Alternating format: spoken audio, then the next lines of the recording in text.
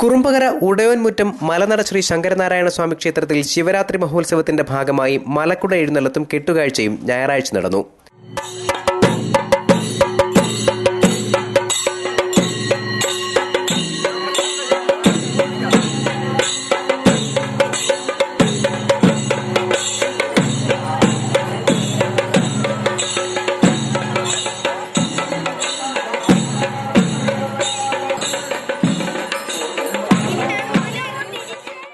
വിവിധ കരകളിൽ നിന്നായി കെട്ടുരുപ്പടികൾ പുലിപ്പാറ മലനടയിലെത്തി ഒന്നുചേർന്ന് ഘോഷയാത്രയായി ക്ഷേത്രത്തിലേക്ക് നീങ്ങി.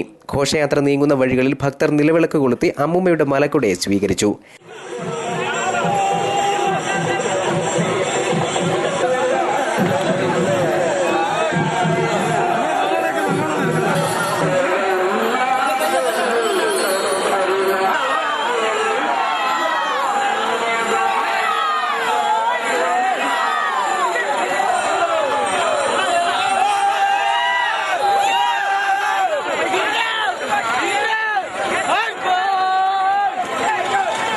ക്ഷേത്രത്തിൽ പ്രവേശിച്ച കെട്ടുരുപ്പടികൾ അമ്മൂമ്മക്കാവിനെ പ്രദക്ഷിണം വെച്ച് കെട്ടുകാഴ്ച അവസാനിപ്പിച്ചു.